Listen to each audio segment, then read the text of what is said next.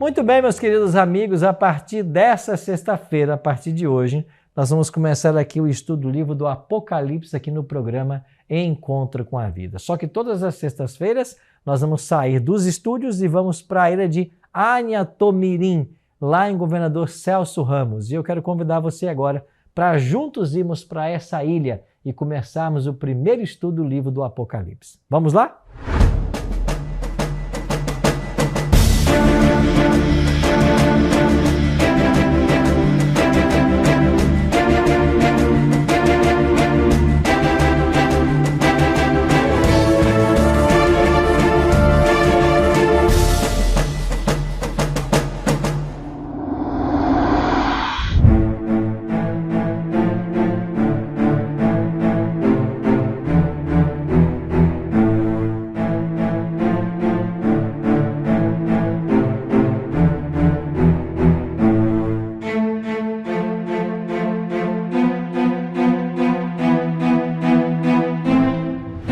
Olá, queridos amigos, estamos aqui na ilha de Anhatomirim, no município de Governador Celso Ramos, em Santa Catarina.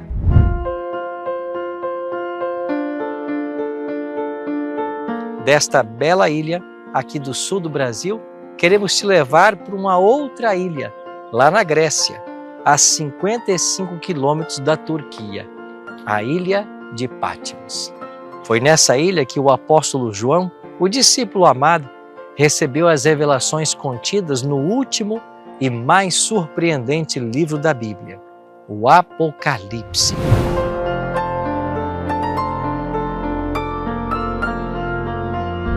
Anhatomirim, na língua tupi, significa pequena ilha do diabo. Interessante, daqui mesmo nós iremos falar da expulsão do diabo do céu, da sua prisão que vai durar 1000 anos e da sua destruição final. Mas, o mais importante, desta ilha nós iremos falar do Cordeiro, Jesus, que veio a esse mundo para morrer em nosso lugar e nos dar uma oportunidade de salvação e vida eterna. Nessa ilha está a fortaleza de Santa Cruz. Ela foi construída no século XVIII, numa posição estratégica na entrada da baía norte da ilha de Florianópolis, como parte do sistema de defesa. A obra foi idealizada pelo brigadeiro José da Silva Paz. Sua construção teve início em 1739 e se estendeu por vários anos. Sua arquitetura tem traços de influência renascentista. Os seus edifícios se distribuem de maneira esparsa por toda a ilha de Anhatomirim, e suas espessas e baixas muralhas de pedra foram preparadas para receber as antigas baterias de artilharia e canhões, para a proteção da cidade de Florianópolis. Esse local é conhecido como Casa do Comandante, um sobrado colonial que lembra as construções utilizadas como cenas de câmara e cadeia, bastante comuns na administração do Brasil Colônia. Esta casa foi provavelmente a primeira sede do governo de Santa Catarina, onde teria residido o brigadeiro Silva Paz, idealizador da fortaleza no século XVIII. Aqui está o quartel da tropa, uma construção de grande destaque que representa o auge da imponência das obras de Silva Paz. De estilo clássico, com destaques para as arcadas térreas, apresenta tal apuro de proporções e detalhes que raramente deixava de ser mencionada por viajantes europeus em seus diários, quando os por aqui passavam. É o maior quartel existente entre as fortificações brasileiras. Após a invasão espanhola de 1777, o sistema defensivo da ilha de Santa Catarina entrou em descrédito e passou a ser progressivamente abandonado. Em 1894, durante a Revolução Federalista, a fortaleza serviu de prisão e base de fuzilamento de revoltosos contra o governo de Floriano Peixoto. Aqui nesse paredão, cerca de 200 pessoas foram fuziladas.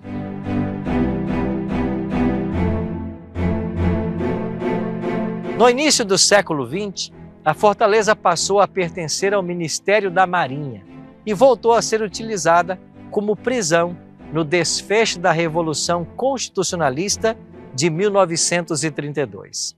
Essa fortaleza funcionou até o final da Segunda Guerra Mundial, quando novas tecnologias bélicas a tornaram obsoleta como unidade militar.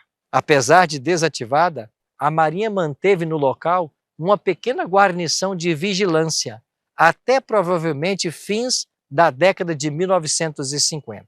A partir dessa data, foi abandonada e depredada. Em 1979, a Universidade Federal de Santa Catarina assinou um convênio com o Ministério da Marinha e o Instituto do Patrimônio Histórico e Artístico Nacional, assumindo a guarda e tutela da fortaleza e dinamizando o processo de restauração das suas ruínas históricas. No ano 1894, foi possível a reabertura à visitação pública, sendo suas obras concluídas no ano de 1990.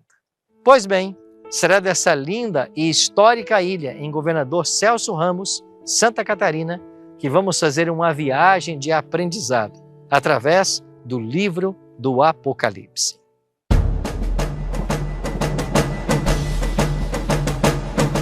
A história da humanidade está marcada por pretensos profetas e suas profecias alusivas ao futuro.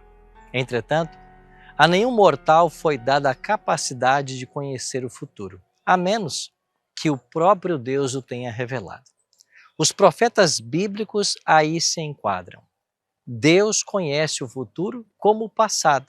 É o que diz o profeta Isaías no capítulo 46. E ele escolheu os profetas para guiar seu povo através da palavra profética. Daniel, o cativo de Babilônia, e João, o cativo de Pátimos, ocupam uma posição de destaque entre os profetas. Deus os escolheu para registrarem os eventos finais da história humana antes do estabelecimento do eterno reino de Jesus Cristo. No livro do Apocalipse são revelados os desígnios de Deus. O próprio nome Apocalipse, que significa revelação, contradiz a afirmação de que é um livro selado. Deus deseja que esse livro seja aberto para todas as pessoas, pois suas verdades são dirigidas aos que vivem nos últimos dias da história da Terra, conforme os que viviam nos dias de João. No Apocalipse, todos os livros da Bíblia se encontram e se cumprem. Ele é um complemento do livro de Daniel. Um é profecia, o outro, uma revelação. Por isso, devemos estudá-los juntos, Daniel e Apocalipse.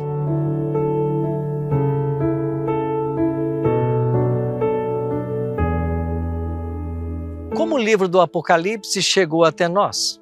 Em Apocalipse capítulo 1, verso 1, nós lemos: revelação de Jesus Cristo que Deus lhe deu para mostrar aos seus servos as coisas que em breve devem acontecer. E enviando-as pelo seu anjo, as notificou ao seu servo João. Já no verso 11 nós lemos: o que vês, escreve-o num livro e envia-o às 7 igrejas, a Éfeso, a Esmirna, a Pérgamo, a Tiatira, a Sardes, a Filadélfia e a Laodiceia. Quem escreveu o livro do Apocalipse? Foi João, o discípulo amado. Mas quem era João? Junto com Pedro e Tiago, João foi um dos mais íntimos discípulos de Jesus. Era conhecido como discípulo amado. Esteve com Jesus por ocasião da transfiguração, acompanhou em sua agonia no Getsêmani, foi o único discípulo que não fugiu por ocasião da prisão de Jesus e quem o Salvador confiou sua própria mãe na hora da sua morte. Além disso, foi quem correu até o sepulcro quando soube da ressurreição do Senhor Jesus. A Bíblia deixa claro que João possuía um temperamento forte. Era chamado filho do trovão. Ele queria impedir que outros pregassem e expulsassem demônios em nome de Cristo e queria inclusive fazer descer fogo do céu para queimar os samaritanos. Mas esse temperamento forte começou a ser transformado pela convivência com Cristo. O discípulo aprendeu de Jesus lições de mansidão, humildade e amor, que são essenciais ao crescimento na graça e uma condição para o serviço cristão.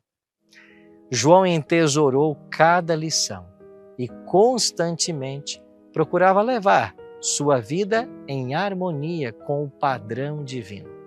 Tornou-se manso e meigo, obtendo assim um conhecimento experimental do Salvador Jesus Cristo.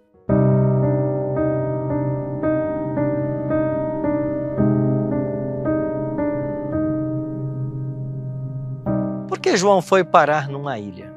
A resposta nós encontramos aqui mesmo, no primeiro capítulo do Apocalipse.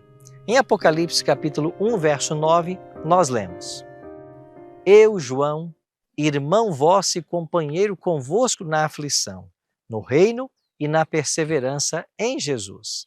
Estava na ilha chamada Pátimos, por causa da palavra de Deus e do testemunho de Jesus. João alcançou a avançada idade e foi o último discípulo a morrer. Ele testemunhou a destruição de Jerusalém e a ruína do majestoso templo dos judeus no ano 70. Os príncipes judeus odiavam João por sua fidelidade à causa de Cristo. Declararam que nada valeriam seus esforços contra os cristãos enquanto o testemunho do discípulo soasse aos ouvidos do povo. Assim, para que os milagres e ensinos de Cristo fossem esquecidos, a voz do idoso servo de Deus deveria ser silenciada. Como Pedro e Paulo, João foi convocado a Roma para ser julgado por sua fé. Tito Flávio Domiciano era o governador de Roma e, diante das autoridades, falsas testemunhas apresentaram suas doutrinas de forma deturpada. Então, sua morte foi ordenada. Segundo a tradição, João foi lançado dentro de um caldeirão de óleo fervente. Todavia, Deus miraculosamente preservou sua vida e ele não sofreu nenhum dano. Diante do milagre, o imperador então decretou que João fosse banido para a ilha de Pátimos, que funcionava naquele período como uma prisão política do império. Assim, sua influência não mais seria sentida. O exílio de João aconteceu em torno do ano 95 ou 96, na Era Domini, na Era do Senhor. E foi nesta ilha-prisão que João teve uma maravilhosa e inesperada revelação do Senhor Jesus.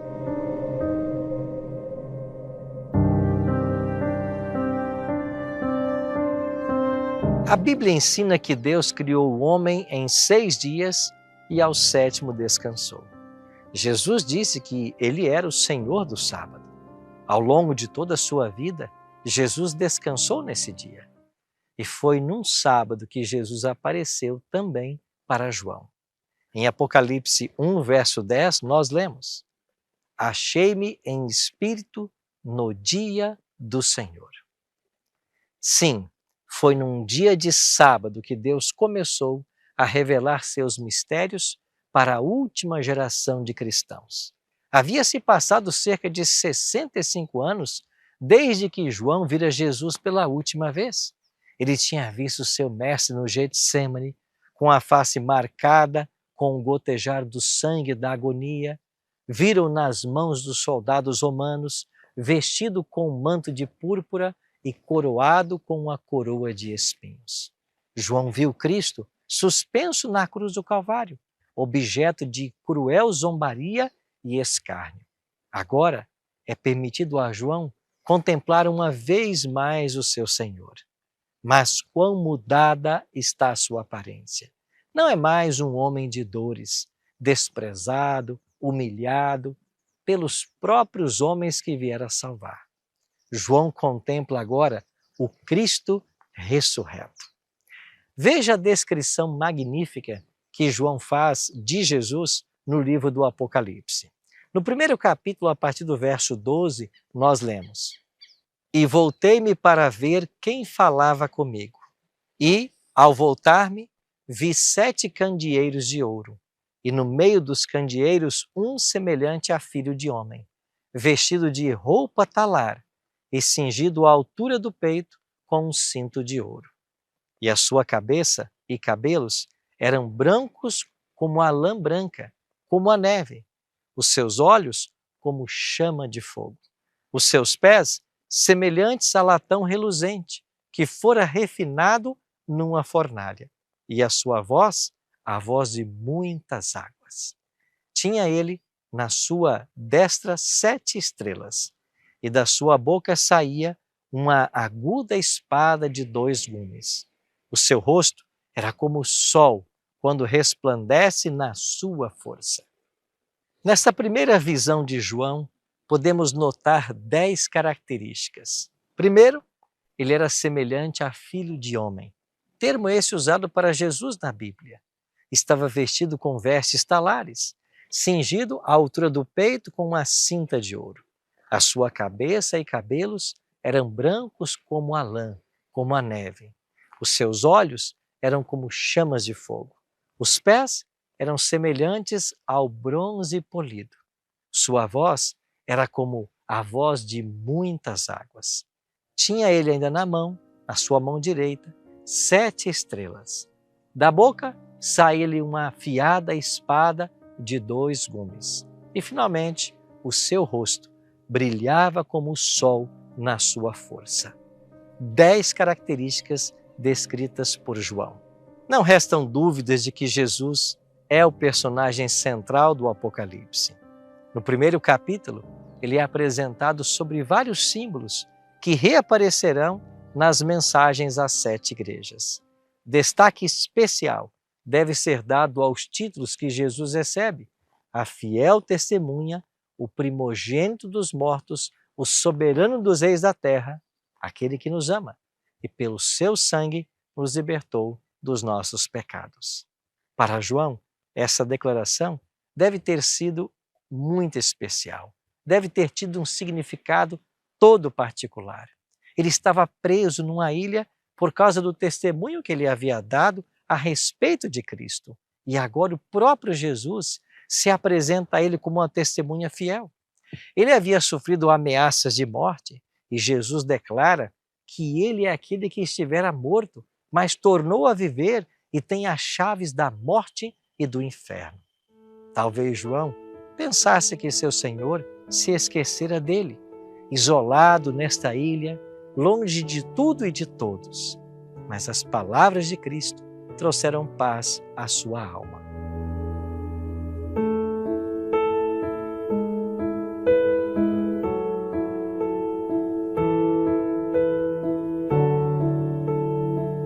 Como João reagiu a essa teofania? Em Apocalipse capítulo 1, verso 17, João declara: quando o vi, caí aos seus pés como morto, e ele pôs sobre mim a sua destra, dizendo: não temas, eu sou o primeiro e o último. João experimentou a mesma reação de Daniel, quando ele se viu diante do Todo-Poderoso, e também foi fortalecido para estar na presença do Senhor glorificado. João recebeu gloriosas revelações dos céus. Ele viu o trono de Deus rodeado por 4 seres viventes, por 24 anciãos, por milhares de anjos que diuturnamente o adoravam. E olhando para além dos conflitos da terra, ele contemplou também a multidão de remidos, vestidos de branco, todos vitoriosos pelo sangue do Cordeiro. João ouviu a música dos anjos celestiais, os triunfantes cânticos dos que venceram pelo sangue do Cordeiro e pela palavra do seu testemunho. Em figuras e símbolos, assuntos de vasta importância foram apresentados a João para que os relatasse, a fim de que o povo de Deus, de seus dias e dos séculos futuros, tivesse inteligente compreensão dos perigos e conflitos diante deles. No entanto, mestres religiosos da atualidade têm declarado que este é um livro selado, que Apocalipse é um livro cheio de segredos que não podem ser explicados. E, como consequência, muitas pessoas se desviam do estudo do Apocalipse e não compreendem as suas mensagens. Uma das definições que mais aprecio da Bíblia diz que ela é a revelação de Deus e a maneira como ele lida com o problema do pecado. De fato, desde a entrada do pecado em nosso planeta, um grande conflito entre o bem e o mal se instalou.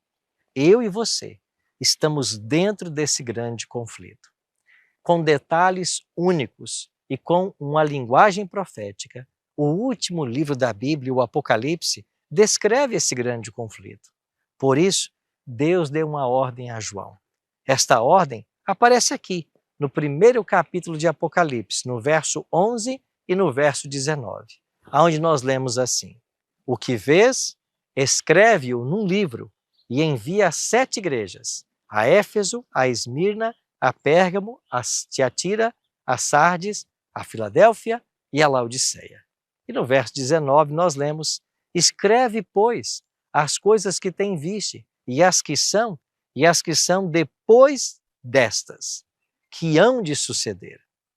Originalmente, o livro do Apocalipse foi escrito para 7 igrejas que existiam na Ásia Menor nos dias de João. Como veremos em nosso próximo estudo, estas 7 igrejas são símbolos de 7 diferentes períodos da história da era cristã. O número 7 indica na Bíblia plenitude e simboliza o fato de que as mensagens se estendem até o fim do tempo da história. E enquanto os símbolos usados revelam o estado da igreja nos diversos períodos da história, podemos aprender a respeito do controle de Deus em cada movimento. Se o Apocalipse revela as coisas que em breve devem acontecer, isso nos mostra que não há tempo a perder. Devemos dedicar mais do nosso precioso tempo para conhecer a vontade de Deus como aí revelada, para entendermos esse último e surpreendente livro da Bíblia. Como em todo bom enredo, o livro do Apocalipse possui uma nota tônica. Em Apocalipse capítulo 1, no verso 7, nós lemos: Eis que vem com as nuvens, e todo o olho verá, até mesmo aqueles que o traspassaram. Já no capítulo 22, no versículo 12, nós lemos: Eis que cedo venho, e está comigo a minha recompensa, que tenho para retribuir a cada um segundo a sua obra. O livro de Daniel profetizou a história mundial e o domínio de 4 impérios: Babilônia, Medopérsia, Grécia e Roma. Na sequência, Daniel falou de um 5º reino que seria eterno, o reino de Cristo. Agora, no Apocalipse, nós vemos a chegada do momento desse reino ser estabelecido. O domínio será dado a Cristo pelos séculos dos séculos. Quando isso ocorrerá? De acordo com a Bíblia, esse domínio será dado na volta de Jesus, o maior de todos os eventos da história. Eu e você precisamos nos preparar para ele. Se todas as verdades contidas no Apocalipse tivessem sido reveladas numa linguagem mais clara e aberta, possivelmente não teríamos esse livro hoje. Mas Jesus revelou suas eternas verdades e os acontecimentos finais com códigos proféticos, que hoje nos desafiam. Mas não se desespere, pois o próprio Cristo nos fornece as chaves para a interpretação desses mistérios, pois a Bíblia é a sua própria intérprete. Ao mesmo tempo em que os símbolos são dados, exemplo, os candeeiros e as estrelas do primeiro capítulo, eles também são interpretados. Candeeiros são igrejas, estrelas são anjos. No ato de andar entre os candeeiros, nós vemos a relação de Cristo com a sua igreja. Ele está em constante comunicação com o seu povo e conhece seu verdadeiro estado. Cristo também é apresentado no Apocalipse como tendo 7 estrelas em sua mão direita. Estas estrelas representam os que ensinam na igreja, os mensageiros dele. Eles são apenas instrumentos em suas mãos, e todo o bem que realizam, feito por meio do poder de Cristo. Um outro exemplo do símbolo profético é a espada afiada de 2 gumes que sai da boca de Jesus. Em Hebreus capítulo 4, verso 12, nós vemos que a palavra de Deus é viva e eficaz e mais cortante que uma espada de 2 gumes. Ou seja, Jesus dá os simbolismos, mas a Bíblia nos dá a chave para interpretar, um código da profecia. Assim, usaremos esse código para estudarmos e desvendarmos os mistérios desse extraordinário livro, o Apocalipse. Há uma bênção especial para todo aquele que se dedica ao estudo do Apocalipse. Aqui no capítulo 1, verso 3, nós lemos: Bem-aventurado aqueles que leem, e bem-aventurados os que ouvem as palavras desta profecia e guardam as coisas que nela estão escritas, porque o tempo está próximo. Quando John Newton nasceu em 1725 e teve uma juventude rebelde, ele se juntou a um navio que transportava escravos e, ao longo dos anos, participou ativamente do comércio que mais tarde ele viria a condenar. Durante uma viagem em 1748, o navio em que estava enfrentou uma grande tempestade e Newton temeu por sua vida. Nesse momento de desespero, ele clamou a Deus por ajuda e salvação. Naquele instante, ele teve uma experiência poderosa que o levou a refletir sobre sua vida e as suas ações. Ele começou a ler a Bíblia e a entender a mensagem de salvação em Cristo. Essa revelação o levou a abandonar o comércio de escravos e a se dedicar ao ministério cristão.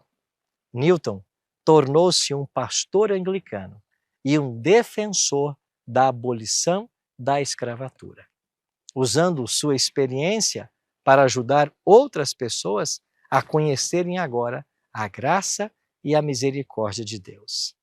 Seu hino, Amazing Grace, ou Maravilhosa Graça, escrito em 1772, é um testemunho poderoso da transformação que pode ocorrer quando alguém encontra a verdade em Cristo.